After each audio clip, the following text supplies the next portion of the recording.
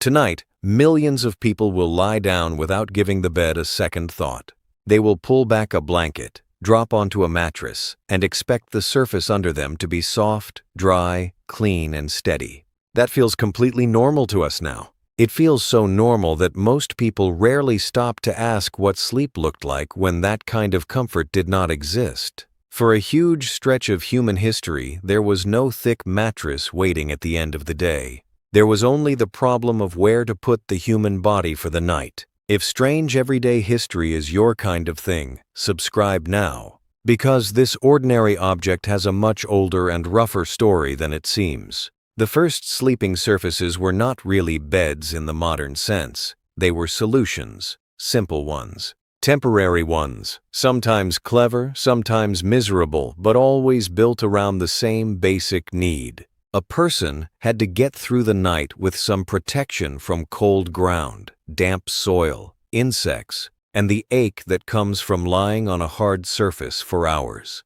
Comfort mattered, of course, but survival mattered first. That is why the earliest version of a mattress was often nothing more than a layer between the body and the earth. In some places that meant piles of grass or reeds. In others it meant leaves, moss, or straw. Animal skins could help too, especially when they added warmth and kept some moisture away. Woven mats were another answer. They could be rolled out, used at night, and moved aside during the day. None of this looked like the thick mattress people know now, but the idea was already there. Human beings were trying to build a softer barrier between themselves and the world under them. That barrier mattered more than it might seem. Sleeping directly on the ground is not just hard. Ground pulls heat from the body. It holds moisture. It attracts insects. It leaves people exposed to dirt and whatever else is crawling nearby. Even a thin layer of plant material could make a real difference.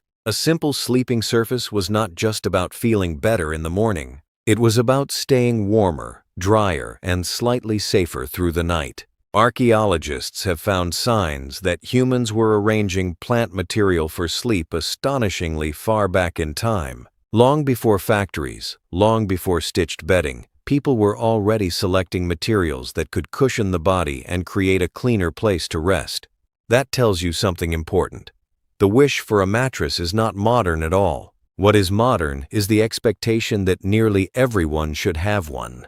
In the ancient world, sleeping surfaces took many forms. Egyptians used raised beds in some cases, which already shows a major step forward. Once you lift the body off the ground, you reduce some of the problems that come with dirt, dampness, and pests. Elsewhere, people slept on mats, padded surfaces, or low platforms with layers added on top. In wealthier households, bedding could become more elaborate, with textiles, cushions, and finer materials. In poorer homes, the sleeping surface might still be whatever could be gathered, woven, or stuffed together. That gap matters because the history of mattresses is also a history of class. A soft place to sleep was not always a basic household feature. For a long time, it marked status. The poor might sleep on the floor, on benches, or on rough pallets, or on thin sacks filled with whatever material was available nearby. The wealthy could build distance between their bodies and discomfort. They could buy extra layers, better fabrics, and raised frames. One person slept on a bundle of straw, another slept above the cold on a crafted bed. Same human need, very different answer. And even when people did create something closer to a mattress, it was still a far cry from what most would tolerate now. Imagine a stuffed sack that shifts under your weight, flattens quickly, traps dust, and needs regular replacing. Imagine bedding that depends entirely on the quality of whatever was stuffed inside it. Too little filling, and you feel the hard surface below. Too much, and it bunches unevenly. Use the wrong material, and it holds dampness or starts to smell. This was not a polished household product. It was an ongoing chore. There is also something easy to miss in this story. Early bedding was often shaped by the world just outside the door. If a region had reeds, reeds became bedding. If it had straw left from grain production, straw made sense. If animal skins were available, they became part of the sleeping system. Bedding was local, it was practical. It was built from what people had, not from some universal design. That makes the mattress one of those objects that grew slowly out of ordinary life. Rather than appearing all at once, no single early person suddenly created the modern bed. Instead, generation after generation kept solving the same nightly problem, with slightly better layers, slightly smarter materials, and sometimes a raised frame to improve the whole arrangement. The bed changed because human needs did not change. People still needed warmth. They still needed rest. They still wanted relief from whatever was biting, crawling, or soaking through the floor beneath them. So when people ask what came earlier than the mattress, the real answer is not one strange object. It is a whole line of improvised surfaces. Leaves, grasses, skins, mats, padded cloth, and stuffed sacks that tried to do one simple job: keep a sleeping body off the ground. That solved the first problem, but it opened another one. Once people began stuffing bedding with natural materials, they created a surface that could go flat, collect dirt, trap moisture, and turn into the perfect home for things no one wants to sleep with. And that is where the story gets much less comfortable. Once people moved from simple mats and skins toward stuffed bedding, sleep became softer in one sense and much worse in another. A sack filled with something loose could cushion the body better than bare boards or packed earth, but it also created a hidden world inside the bed itself. That world could hold dust, dampness, odors, insects, and whatever bits of life from the house found their way into the filling. A bed no longer had to be hard to be unpleasant. One of the most common answers was straw. It was cheap, easy to find in farming societies, and simple to pack into a cloth sack or rough ticking. That made it useful for ordinary households. Straw could lift the body off a hard surface and provide at least some softness, especially when it was fresh. But fresh did not last long. Straw breaks down, it flattens, it shifts. It can grow damp, it can pick up smells, it can also become a cozy place for insects and vermin. A straw bed was often less like a finished object and more like a material that slowly lost the fight against daily use. Hay could appear in bedding too, though it came with similar problems. Wool was another option, and so was chaff, the dry bits left over from grain processing. In some places, people stuffed mattresses with leaves, dried grass, or whatever plant material was close at hand. Wealthier homes had better choices. Feathers became especially prized because they could create a much softer bed. A feather bed was a sign that someone had moved beyond the rough logic of survival and into a more comfortable world. It was warmer, deeper, and more luxurious than a bag of straw. But that did not mean it was clean by modern standards. This is the part of bed history that people usually do not picture. Bedding made from natural materials had to be managed constantly. It had to be aired out, beaten, turned, repaired, restuffed, or replaced. A mattress was not something you bought and forgot. It was something that slowly gathered the evidence of human life. Dust from the room, sweat from the body, smoke from the fire, damp from bad weather, and pests from the house could all end up in it. Fleas were a major problem, so were lice, mites, and bedbugs. Bedbugs in particular have been bothering human sleepers for centuries. Once a house had them, bedding gave them exactly what they needed: warmth, darkness, hiding places, and a steady supply of sleeping humans. A bed could become a feeding ground. And because older mattresses were filled with loose natural material and stitched into fabric covers, they offered endless tiny spaces for insects to live in. A noble could have curtains around the bed and expensive linens on top, but none of that guaranteed freedom from pests. Would you have trusted a soft feather bed if you knew what might already be living inside it? The problem was not only insects, moisture mattered too. In a damp house, bedding could absorb water from the air or from the room itself. That encouraged mold, rot, and smells that no one would confuse with comfort. Fire was another risk in some settings. A home heated by open flames and candles was not a friendly place for dry stuffed materials piled near wood, cloth, and curtains. A bed could be one of the largest soft objects in the room, and soft objects burn. All of this made sleep a kind of maintenance problem. Families had to care for bedding the same way they cared for clothes, tools, and food supplies. It wore out. It had to be shaken or opened. Stuffing had to be replaced. In poorer homes, people simply lived with bedding that had passed its best days long ago. In better-off homes, servants might handle much of that labor, which is one more reason comfort often tracked wealth. And wealth did not just buy softness. It bought architecture. In many parts of Europe, a fine bed was one of the most important objects in the house. It could be large, carved, curtained, and heavily furnished with layers of textiles. The bed was not hidden away as some purely private item in the way modern people think of it. It could be displayed. It could signal status. Guests might see it. Important visitors might even be received in bedchambers. The bed said something about rank, money, and domestic order. That creates a strange contrast. The bed could be one of the most respected objects in a household and still be filled with material that needed constant attention to stay halfway decent. A grand frame and expensive covers could hide a very old problem inside. Softness had improved. Hygiene had not fully caught up. There is also a famous phrase people connect to old beds: sleep tight.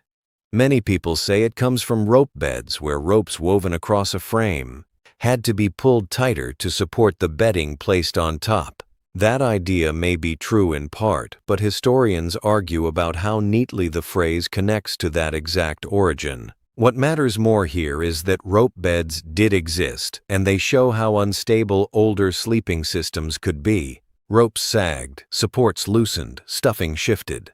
The sleeper had to trust a setup that could easily lose shape over time. So the old bed was always balancing comfort against decay. Add feathers and you gain softness, but invite care problems. Use straw and you save money but accept flattening, pests, and replacement. Build a raised frame and you improve the sleeping surface, but the mattress itself still remains vulnerable to everything that lives in a house. For centuries that was normal. People did not compare it with a sealed factory-made mattress because such a thing did not yet define ordinary life. They judged a bed by older standards. Was it warmer than the floor? Was it softer than a bench? Could it be restuffed? Did it belong to the family or the servant? Did it show dignity or poverty? Beds were not just for sleep, they reflected the world around them. Still, the old system had clear limits. Too much depended on loose stuffing, local materials, and constant upkeep. A bed could be soft one month and lumpy the next. It could look respectable from the outside while hiding a mess within. People had improved sleep, but they had not yet stabilized it. The real shift began when bedding stopped being just a sack of material and slowly became something designed, shaped, and manufactured to hold the body more reliably.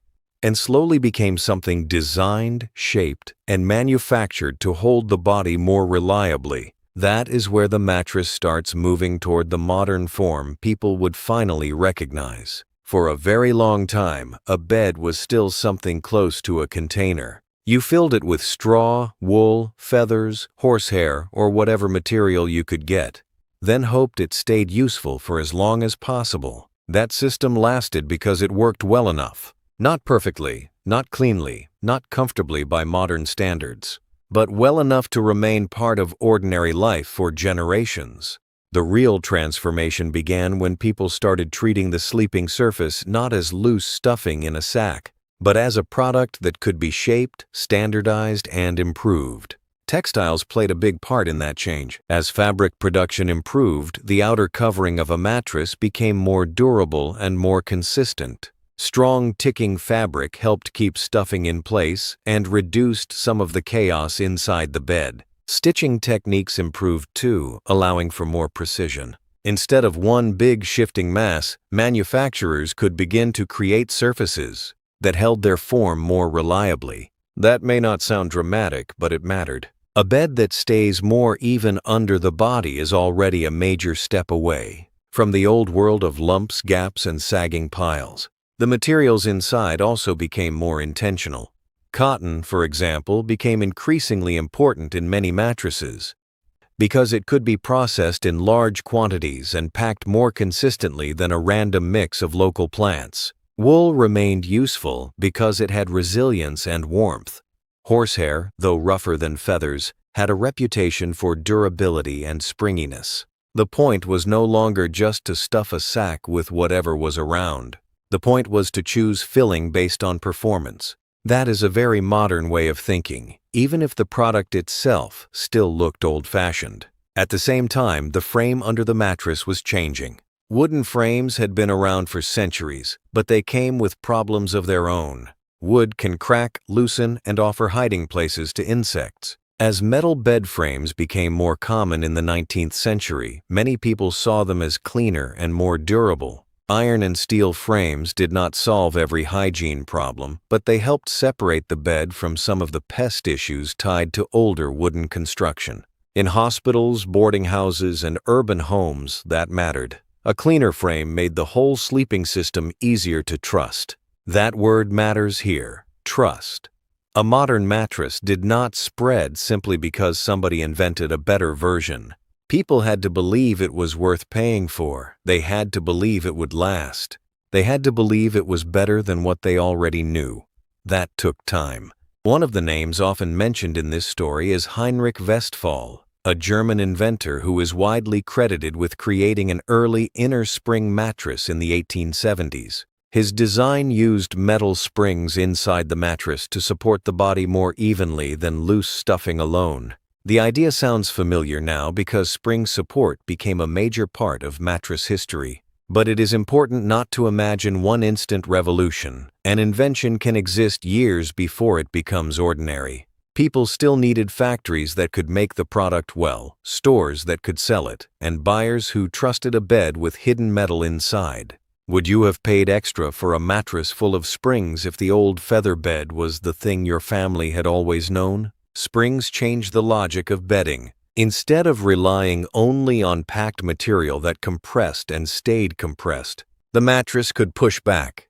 It could distribute weight more evenly. It could recover shape better after use. That made a huge difference in comfort and support. It also opened the door to thinking about sleep in mechanical terms. A mattress was no longer just soft or hard, it could be engineered. That idea fit perfectly into the industrial age. Factories were already reshaping daily life through standardized goods, machine-made textiles, and mass production.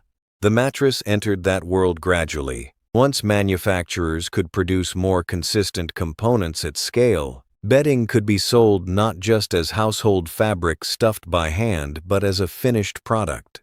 Catalogs, department stores, and urban retail networks made that change even bigger. A family no longer had to build bedding from scratch or rely only on local materials. They could buy something made elsewhere, designed for a specific purpose, and expected to behave in a predictable way. Hospitals also mattered.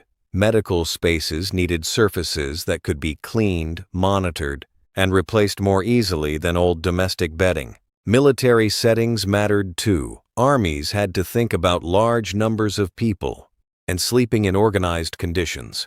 Hotels and boarding houses added another pressure. When strangers slept in the same beds over time, the value of cleaner, sturdier, more standardized bedding became clearer. These institutions did not just use mattresses. They helped normalize the idea that a bed should meet certain performance standards. The language around beds also began to change. Comfort was still important, but now it shared space with durability, support, cleanliness, and modern design. That is a major shift in the history of sleep. The bed was becoming something people judged like other manufactured goods. How long will it last? Is it more sanitary? Does it keep its shape? Is it built well? The mattress was turning into a consumer product. Still, the change was uneven. Many households continued using older bedding systems long after newer designs existed. Rural life, income limits, local habits, and simple caution slowed adoption. That is often how ordinary objects change. The better version does not arrive and erase the old one overnight. It competes with habits, prices, traditions, and doubts. Some families trusted straw and wool because they understood them. A spring mattress might sound clever, but clever is not the same as necessary. Yet the direction was clear. Mattress design was moving away from improvisation and toward structure. The goal was no longer just to place something soft under the body. It was to create a reliable sleeping surface with planned support, durable materials, and fewer unpleasant surprises hidden inside. That changed the meaning of the bed itself. Once a mattress became a product, it could be advertised, compared, improved, branded, and sold as part of a modern lifestyle. And once that happened, the question was no longer whether such a thing could be made. The new question was how to convince ordinary households that better sleep belonged in regular homes, not just in rich ones or specialized institutions. Once the mattress became something factories could produce in a more consistent way, sleep changed from a local household problem into a modern consumer habit. That shift did not happen all at once. It moved slowly through cities, stores, hospitals, hotels, and catalog pages until the idea of buying a mattress started to feel ordinary. What had once been a stuffed sack or a handmade family item was turning into a product with features, promises, and a place in the growing language of comfort and health. Mass production made the biggest difference. When manufacturers could produce mattresses at scale, they could lower costs, standardize sizes, and create designs that were easier to compare and sell. That matters more than it may seem. Earlier bedding depended heavily on local materials and household labor. One family might stuff a mattress with straw, another with wool, another with whatever they had at hand. Quality varied wildly. A factory-made mattress offered something new, predictability. It would be built the same way each time, sold in a recognizable form, and marketed as better than the old, uneven alternatives. That kind of consistency helped change expectations. Once people could buy a mattress designed to keep its shape better, support the body more evenly, and last longer than a loosely filled sack, older bedding started to look less like a normal inconvenience and more like something outdated. The mattress was no longer just a layer for sleep. It was becoming part of what people believed a proper home should have. Hygiene played a major role too. By the late 19th century and into the 20th, public awareness around cleanliness was growing. Awareness of disease, ventilation, and domestic order was growing. People were thinking more about what lived inside the home, not just what could be seen on the floor or table. That made bedding harder to ignore. A mattress that seemed cleaner, tighter, and less inviting to pests had real appeal. It did not need to be perfectly sanitary by modern standards to seem like an improvement. It only had to look better, smell better, and feel more controlled than the older systems. Systems that many families had lived with for generations. Advertising picked up that idea quickly. Mattress makers did not just sell softness. They sold rest, health, freshness, support, and good household judgment. They turned sleep into something measurable and modern. A better mattress was presented as a wise purchase, not an indulgence. That helped push the object across a social line. A soft, well-made sleeping surface was no longer framed only as a luxury for the wealthy. It could be presented as something a responsible family should want. This is where the story becomes especially modern. The mattress began as a solution to cold ground and damp earth. Then it became a sack of practical stuffing. Then a sign of class in richer homes, then a manufactured support system. By the 20th century, it was also a personal identity product. What kind of sleeper are you? Do you value firmness or softness? Are you buying for health, comfort, status, or modern living? The object kept expanding in meaning. New materials pushed that even further.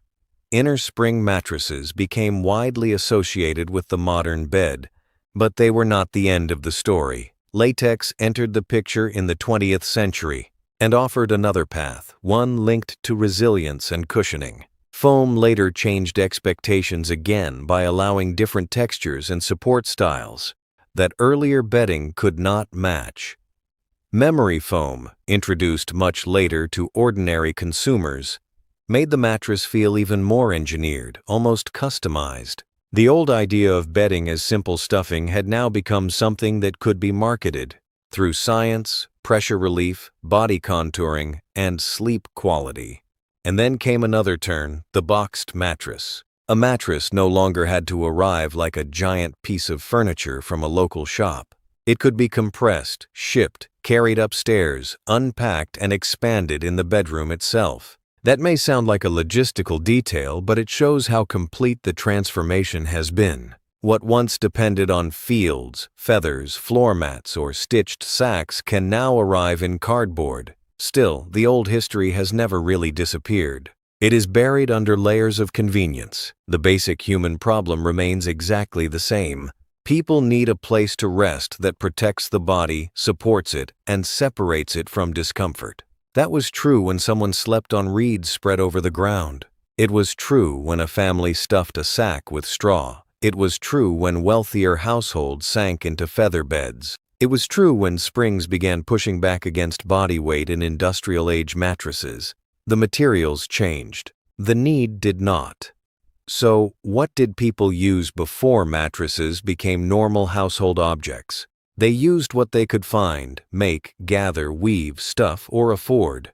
They slept on leaves, grasses, reeds, mats, skins, rough pallets, straw-filled sacks, wool-filled bedding, feather beds, rope-supported frames, and layered sleeping surfaces that often needed constant care. Some solutions were clever, some were miserable, many were both at once. That is what makes the modern mattress more interesting than it looks. It seems like a quiet object.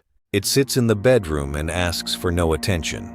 But behind it is a very long story about cold floors, insects, class, industry, hygiene, and the stubborn human effort to get one decent night of sleep. A mattress is not just a soft rectangle in a fabric cover. It is the latest answer to one of the oldest problems in human life. And it also carries a small irony. The more successful the mattress became, the less people noticed it. The object disappeared into routine. People now debate brands, firmness, and sleep positions, without thinking about the centuries when a good bed was uncertain, expensive, or impossible for many households. Ordinary comfort can make history invisible. That is why objects like this are worth looking at closely. They remind us that daily life did not arrive fully formed. It had to be built, tested, improved, sold, and accepted piece by piece. Even a bed had to earn its place. If you like this story, subscribe and leave a like. And in the comments, tell me which ordinary object you want next. Because the things people use every day often have the strangest histories of all.